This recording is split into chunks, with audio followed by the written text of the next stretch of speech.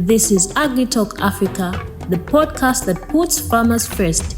We go beyond the headlines to bring you authentic conversations with people driving change in African agribusiness. From financial literacy to climate-smart farming, from the challenges of rural financing to the triumphs of innovation. We educate, we inform, and we inspire.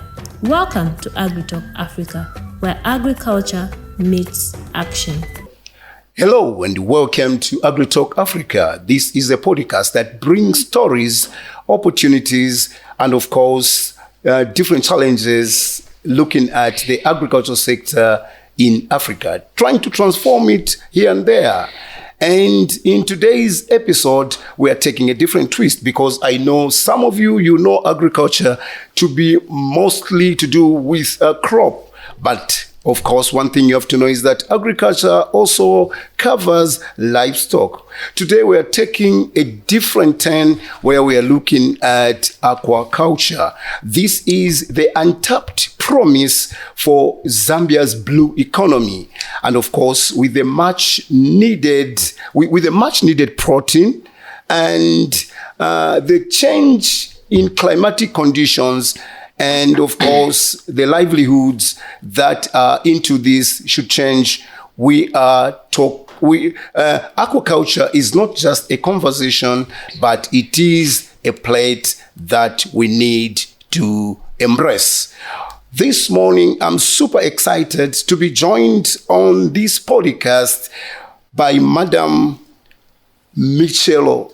I don't want to mispronounce her first name. Of course, she will definitely pronounce it herself. It's a unique name. I've just heard it for the very first time. She happens to be the general manager of Iban Aquaish Solutions and Consultancy. This is one of the companies championing sustainable aquafish in Zambia. Madam, or should I say Miss Michelo, welcome to the show. Thank you so much. I'm glad to be here as well. Mm-hmm. Hey, just how do you pronounce your first name? Is it Mireen or Mireen? My name is Mireen. It's a unique name. Yeah. Wow. Who is Mireen? Mireen, I'm the general manager for Iban Aquaish.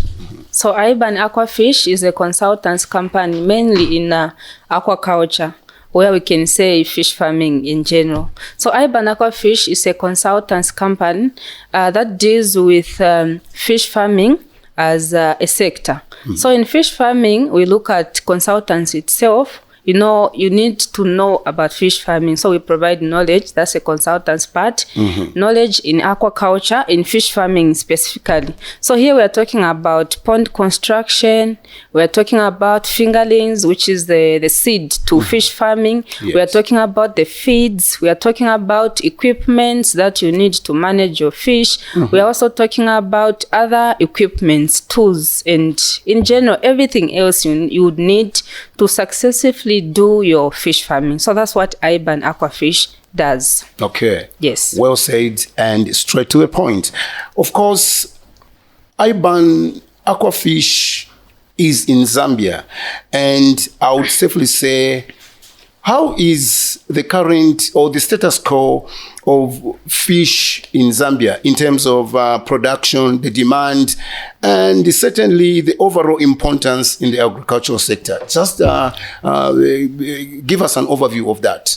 I'll start with the importance. Yes. Aquaculture specifically, let's talk about fish farming. It's very important to the Zambian communities. Why? Number one, it provides food.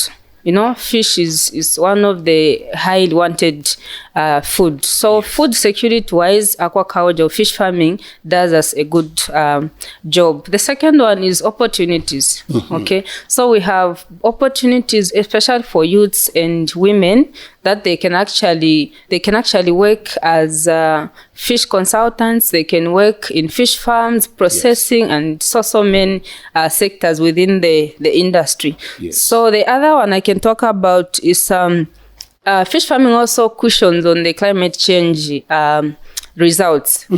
As you can see, fish farming is a very smart climate change venture that we can actually do even as we don't have much water, we see the rain patterns are changing every time. Yeah. So fish farming is one of the ventures we can do that will actually help us. I also highlighted on the production aspect in terms of fish in Zambia. Yeah. In terms of production, actually in aquaculture, we are doing well. Okay. So I can give an example. In the year 2000, as a country, we were producing about 4,000 metric tons only. Okay. Now imagine from 2000 up to 2022, the graph has really risen up to 75 metric tons per year. And come to 2024, we're talking to about 80,000 metric tons production of aquaculture. Fish only. Imagine such good rates. So we are doing well in terms of aquaculture this far. Okay. In addition to that, in the SADC region, I think we are doing well. We should be number one as Zambia. So the aquaculture industry is really doing well this far. So would you safely say we are moving on the right trajectory? We are moving on the right track. Okay. Yes. That's good. This is Agritalk Africa, and of course, we are talking fish, Aquafish. Just like I told you, my guest is Madam Michelo. She happens to be the general manager at Iban Aquaish Consultancy and Solutions. Of course, let's move into a different direction altogether. Let's take a different twist. Of course, we're still looking at aquaculture. We're still looking at fish. From your own perspective or from your own understanding, I know you understand this aspect of aquaculture better. How would you say, or rather, what are some of the untapped opportunities that you see in fish farming in terms of, especially for the smallholder farmers and the youths in Zambia? Okay, so the opportunities we have are quite many. Yes. But I can talk of one, processing itself. You know, fish farming can produce fish, but you can also venture into fish processing, which is one of the areas which is not tapped. There's a very good gap. Okay. So as small-scale farmers, they can actually consider to do fish processing. Okay. So this is where they add value to the fish. Yes. Okay, unlike selling the fish as it is, they can actually gut it. Okay, when the fish is gutted, this is where you remove the intestines. You're actually adding value and it will fetch a good market. So processing is one of the areas which is not well tapped so far in aquaculture. The second area I can mention is the fingerling production. Yes. You know, fish fingerlings are seed to this sector. Yes. So fingerling production is not a well captured area in fish farming. So it's a gap, especially for catfish fingerlings. We have actually demand even from our neighboring countries like Congo, Zimbabwe, Kenya, Botswana, and the like. So fingerling production, especially for catfish, is a very, very good gap. Okay. Maybe another gap can be the cold chain. Oh, okay. Yes, the cold chain. Yes. Can you give an example with maize? Yes. As a crop, we have FR buying maize. We have so many millers. But in fish farming, do we have anyone who buys fish in bulk or something like that? Not as many as we have, for example, for fish. So cold chain or storage is also one of the gaps that we have in aquaculture, fish farming as a whole. Okay. Well put and well said. Coming to the technical aspect, the technical perspective in aquaculture, what does it take to run a successful fish farm?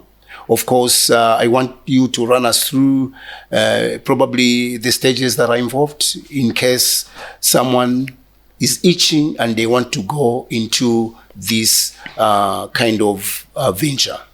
Okay, thank you so much for the question. Fish farming starts from consultants, as I said when I was just introducing the program. Yes, madam. Consultants, before you start, you need to have knowledge about fish farming. Yes. So when you have the knowledge about fish farming, you can actually now consider about, do I have income or how much do I have? After you have known what you're getting into. So consultants, knowledge, after you have the knowledge, you can talk about the income. Do I have the income? Yes. That I can actually use to do fish farming. So after the income is available, you can choose the level of culture you want to do. Is it small scale? Is it medium? Yes. Is it commercial? Yes. So after you do that, you can actually now go into the actual fish farming where you do pond construction. After you have chosen the type of culture you want to do, you can actually do, is it pond construction? Is it cage? Is it tanks? After that, you can actually consider buying fingerlings, which is seed. Okay. And just on there, the fingerlings has to be good quality, because a good seed will give you a good produce. So you need to have a better choice of fingerlings. So once you have the fingerlings, you can stock them in the fish ponds. Okay. When you stock them in the fish ponds or in the tank or whatever facility you are using, this is the actual fish farming now, where you have to manage your fish. Yes. So fish management is the medicine to the fish farming. Okay. You may not really find the medicine the way we have for poultry and other livestock. Fish might not have all those at this stage. Yes. But management is the best practice you can ever do to the fish. And how do you do that? We are talking about water management. Yes. You know, water has parameters like oxygen, temperature, pH, salinity, and all those. Yes. And those have to be at a stable rate for the fish to grow well. So water management is one of the best practices we can do. The second one we can talk about is feeding. Remember, you have confined the fish in a fish pond and you have to provide feed.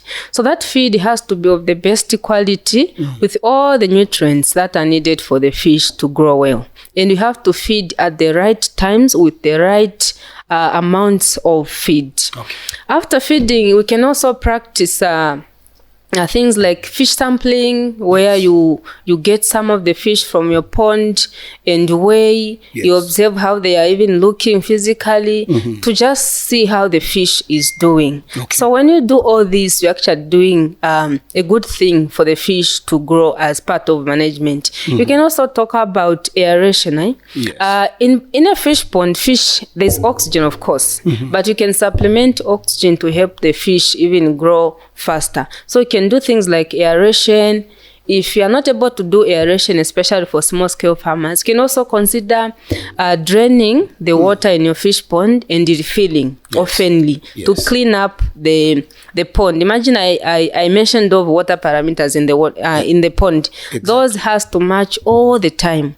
Okay. So you have to fill in fresh water to make sure the parameters are in good condition. You can also use, for medium, especially in commercial, you can also use water parameter checkers. Especially at Iban, we have all these meters that can take oxygen, pH, salinity, and all the like for water parameters. Yes. So once you have those gadgets, they will help you know how your water is doing, because fish farming is all about water. Okay. So good water management, good feeding will give you a best management practice that will make the fish actually grow. So once your fish is well grown, now you can talk about marketing and where you can sell your fish. Okay. Let me just take you aback. When you were explaining all these necessities, I heard you talk about fingerlings. Because fingerlings are the seed for your aquaculture or for the fish that you want to grow. Yes. In your explanation concerning the same fingerlings, you spoke about good quality. Now, let's talk about this person who is just going or trying to come in this production of fish for the very first time. They don't know what good quality looks like, what it means. What are some of the things that the new entrants or people who are who want to come into aquaculture should look out for to know that this is good quality, this is not good quality in terms of fingerlings? Okay, thank you for the question. Yes. As I mentioned earlier, before you start fish farming, consider getting knowledge. Yes.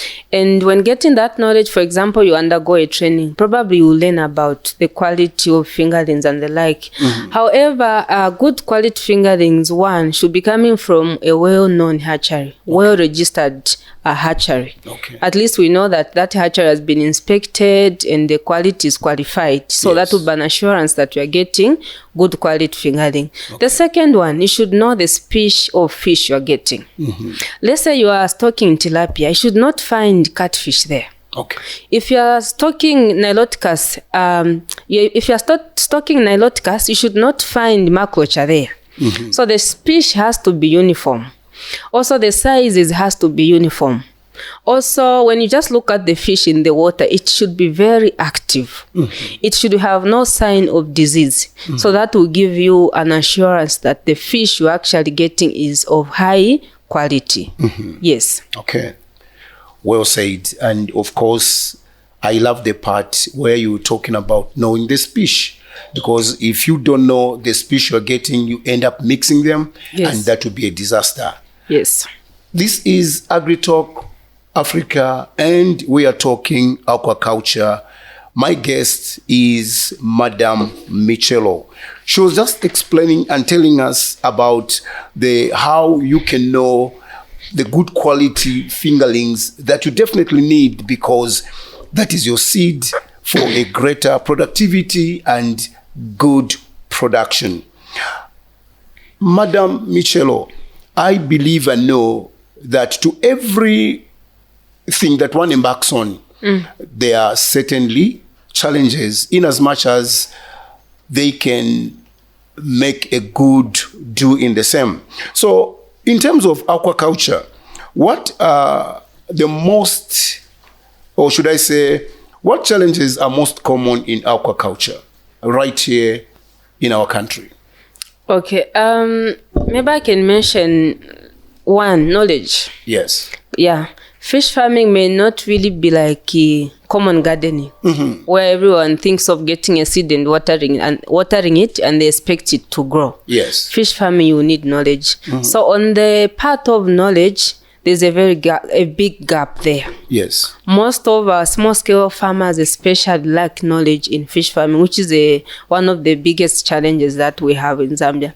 The second one I can mention is water itself. Okay. I think we're just coming. The past two rain seasons were not good enough. So water is also one of the challenges, where we only have water, let's say, the first 6 months of the year. Then the rest of the months we don't have enough water. So which means we cannot do fish farming throughout. Yes. Maybe the other one I can talk about is poor management, which might lead to diseases like fungus especially. Yeah, where a farmer doesn't know how to take care of the fish. And when the fish is not well managed, disease outbreak comes in. Yes. The other point I can say is about the cost of initial cost, in fact. So let's talk about pond liners. They fetch a high price, of which most of the small-scale farmers might not manage to purchase even a pond liner for them to do fish farming, even when they have interest. Okay. So also feed prices, they are also not friendly. So those are the challenges maybe I can talk about. So finances, we can talk about water, we can talk about knowledge. So these are the common challenges that we have for the fish farmers. In terms of the high prices for pond liners as well as feed, let's zero in on the pond liners. Would there be any substitutes that which may fetch probably a lower price? Not really, because pond liners are a major, and most farmers, according to their experience, they even come to tell us to say fish in pond liners actually do better than in concrete and the like. That's for small scale farmers. Okay. So there may not really be a substitute for this, but at least we are glad there are other ways. Even the government, the ministry, and other well-wishers are coming in to help actually fish farmers to also assess the pond liners for their production. But in addition to that, those farmers who are in dumbo areas or areas where there is clay soil, they can actually do farming on ethaned pond, where they do not need a pond line. Yes, maybe that's just what can help at the moment. Otherwise, fish production in pond-lined ponds is actually one of the best. Why? It gives a good temperature. You know, that black plastic will attract the heat and the like, so the waters will be good. We have good temperature. That will make the fish grow faster, unlike in concrete. Unlike in concrete. Unless where a farmer is well invested, they can buy heaters and make the environment warm. Not really heaters, where they can even have greenhouse, where they can make the environment even warm.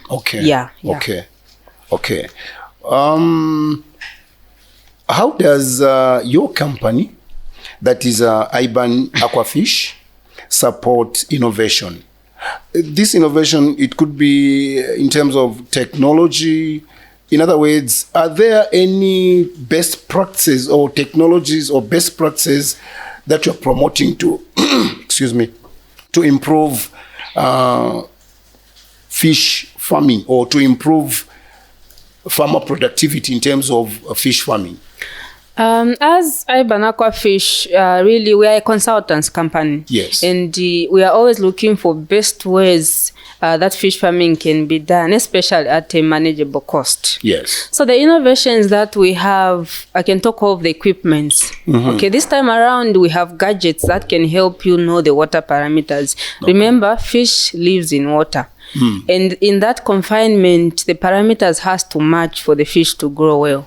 So in that area, we have water parameters that you can use. It's an innovation that you can use for you to know how the water is and take action. Perhaps you have to. Then the other way is having equipment like aerators that will help you increase the amount of oxygen in the water. Another thing we can talk about, I mentioned of the feed cost being high, you remember? So we also sell feed pelleting machines, where farmers can actually make their own feed.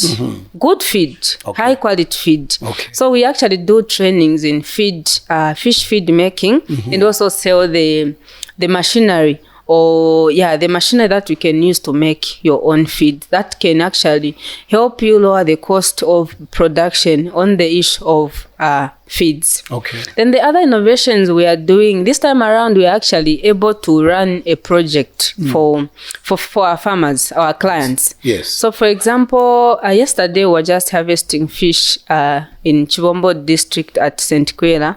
So this is a client who engaged Iban from consultants till the end. So we are able to run your project, train your workers, help you with checking your fish, how it's doing throughout the cycle of 6 months. So we'll be doing fish sampling, good feeding management, and all that to just make sure your fish grows well until harvest. So you can actually employ Iban to do that for you from consultants throughout the growing period up to harvest. So that's one of the innovations that we are actually doing for now. Then at the end of the cycle, we can actually hand over the project to you. Well said. And of course, I love the part where you spoke about doing the harvesting yesterday. How I wish you can just bring that fish and we sample it right here. Okay, great, madam. Let's also look at the Zambia's policy in terms of regulatory. How friendly is it, or is it supportive enough for aquaculture? On the Zambian policy to do with aquaculture, we are happy actually because the government through the ministry supports aquaculture. And this has actually, this impact is, we are able to see it. Remember on the figures I mentioned about the increase in aquaculture production so far from the year 2010 to where we are. So there has been a very stiff increase in the production of fish from aquaculture. So the government is, or the policies that are there are really helping us. For example, the financing policy. Yes. This time around, we have public microfinance that gives loans to people who wants to start fish farming. Yes. So you can actually apply as those people in civil service. You can apply for the loan in fish farming, and you'll be financed. Okay. You can talk of CEEC. Yes. And also CDF. Yes. It's also giving loans. So the policies are really supporting by providing financials that can be used to start fish farming. Okay. So we have CEC, we have CDF, yes. We have ZADEP, which just ended. We have also the irrigation loans that are being given now. So the policy is really helping us. The other way the policies are helping us is the government has put up aquaculture parks. Yes. I think we have one should be in Chipata and in the northern province. So this is where farmers in the community can actually go to learn from the aquaculture parks. They can actually grow fish there, and the communities benefit. Okay. So the government is supporting us also in that way. Okay. By also providing services. Okay, the government is also helping by providing services that are encouraging fish farming. Okay. Yeah, I think that's what I can say for now. The policies are really helping. Okay. Yes. Okay. That's good. And I'm happy that the policies are good. So the onus is on everyone who wants to go into fish farming not to give any excuse because the environment is absolutely friendly. This is AgriTalk Africa, where we delve into different issues to do with agriculture. Today, just like I told you in my preamble, we are not looking at crop, but we are looking at aquaculture. And Madame Michelo is my guest. Okay, so Madame, looking ahead, or probably when we look into the future, what do you think is the best or the biggest growth potential in Zambia's aquaculture sector? Okay, maybe before I mention that, there's a part you mentioned about which areas needs more attention in aquaculture for us to even do better than we are doing. Yeah, in terms of the policy maybe and what else the ministry can help us with. We are talking about things like market linkages and access. Okay. For maize production, I'm sure you are aware we have FRA, Food Reserve Agency. Exactly. Where farmers know that I'll actually sell my maize there. Yes. But for aquaculture, do we have something like that? Probably. We may not have. Yeah, so this is an area that needs attention even from the ministry, where whenever a farmer harvests fish, they know they can take it to FRA for fish. Yes. And they can sell it there. Unlike them starting to look for market, it may not be there all the time. Okay. Remember, I also mentioned about we don't have cold chain. But we have storages for maize and other crops. So if we can have government cold chains where we can actually take our fish and maybe store as we wait for market and the like, can also help us. Okay. Also, I think especially small scale farmers, they need a waiver on pond liners. We say that pond liners fetch a high price, isn't it? Exactly. So I remember with maize we have FISIP program, farmer input support program. Yes. But do we have something like that for aquaculture? We do not. We may not have something like that. So that's a gap where maybe the ministry can also help so that it waivers on the cost of production for fish. Okay. Then also most of the aquaculture materials that we use in fish farming are imported. Okay. Pond liners, most of them are imported. Talk of materials, I mean equipments, bed nets, and many others, they are imported. So if there can also be a waiver on taxes to reduce on the cost, because a supplier will just calculate how much did I spend to land this, and the markup goes on the farmer, which makes it even more expensive. So if there can be a waiver on taxes for these imports we do for aquaculture materials, it can really help a farmer to do fish farming at a manageable cost. Yes. So I like the aspect of you bring out what you've just said. Does this paint a picture like aquaculture is only for those that are good in their pockets?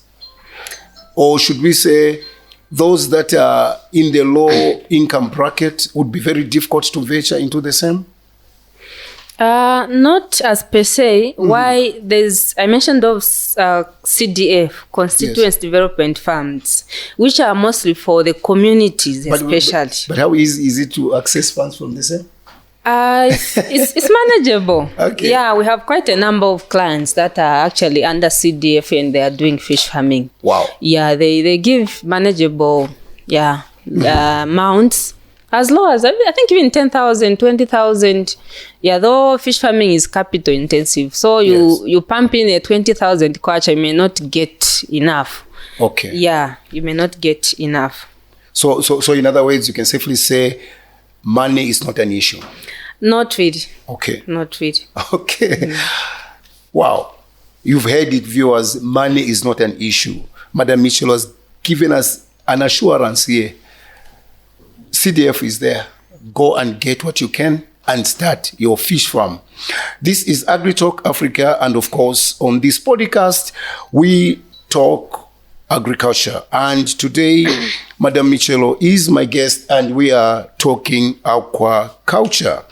So, Madam, even as before we wrap up or before we call it a day, what would be your message, more especially to young people, the youth who happen to be much of our population right here in Zambia?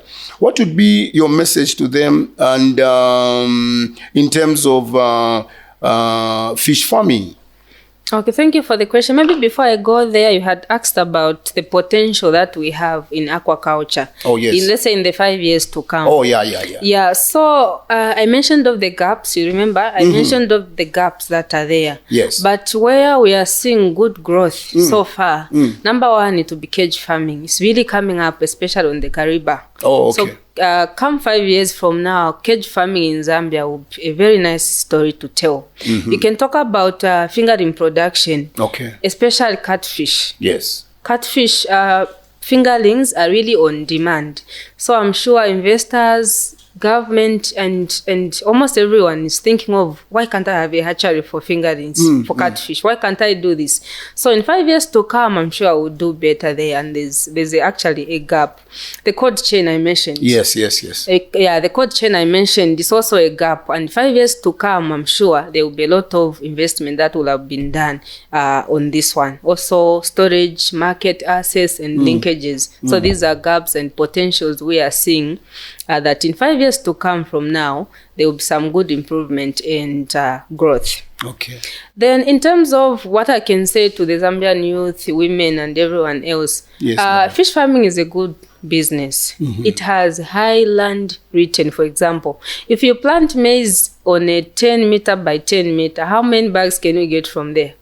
After, is it 4 months of production? Yes. Maybe it will be 1 bag. But if you plant fish in a 10 meter by 10 fish pond, that will be like 1,000 fish, and you'll be getting like a 300 kgs of fish. Okay. Then let's say by 80 kwacha per kilo, how much are you getting? That's good money. So it actually gives you good land return. So let's do fish farming. Even at small scale, even in tanks, in drums, in small wells and the like, let's do fish farming because it is climate smart. Yes. And very much manageable. And you enjoy doing fish farming. That's another thing. So let's make use of what is available, the fundings that are available for us to do fish farming as youths, as women, as everyone. Let's not just sit even after graduation to say I'm waiting for employment. We can make use of CDF and the other financials that are available for you to do fish farming. Yes, madam. Yeah, then another thing maybe I can mention is Fish farming usually doesn't go alone. You can't be a fish farmer minus you being a plant farmer or a garden farmer. Yes. Or poultry or livestock. Yes. So it's a venture that we can easily integrate with other farming ventures. Okay. So let's not leave it out. As much as we do animal plants, let's also put fish farming.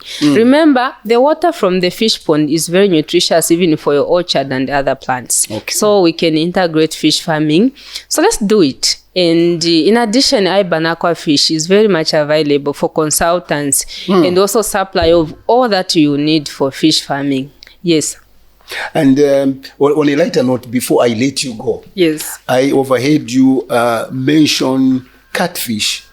Then I was like imagining in my mind, is this a fish that looks like a cat or just... what is the local name for catfish? The local name for catfish is milonge or milamba. I wanted that one, mulamba. Yes, so that's a fish which is coming up so well and it's highly on demand. Wow. Yes. Oh, so that's a catfish. Yes, wow. That's a catfish. Okay, that's good. So anything else that you may want to add on everything that you said, that which you feel is of great importance, more especially for those that might be intending to go into aquaculture, much more that they've known Mlamba is on high demand. So just what can you tell them? Okay, in addition to that, I'm happy to say that we'll be having fish farming trainings as Iban Aquaish. Yes. So we have a mass training here in Lusaka. Should be in September. If you check on our Facebook page, you'll find all the details. Okay. And we have one in August in Kitwe. So this is where we'll be talking about fish farming, and we'll make sure we have all our good clients so that they can give us the experience and what you need to know as you venture in fish farming. Yes. Then we are also, maybe I can also mention, we are found here in Lusaka. Yes. Showgrounds. We are also in Kitwe Showgrounds, and we are also in Choma. So our services are available countrywide. Just give us a call and we are there to help you grow your fish. So Iban Aquaish is your reliable fish farming partner. Wow. Yes, thank you so much. You're welcome. So you've heard it for yourselves. Aquaculture is the way to go.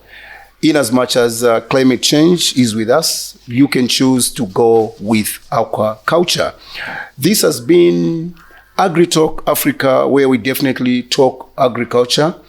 And my guest today was Mireen Michelo. I don't want to mispronounce her first name because it's a unique name, just like I told you in my preamble.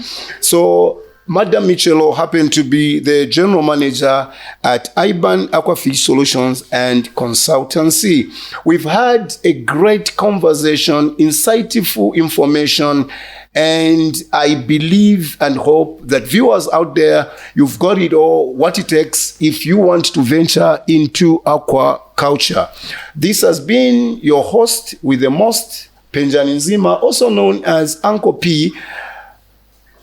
Catfish is Mlamba. Stay blessed.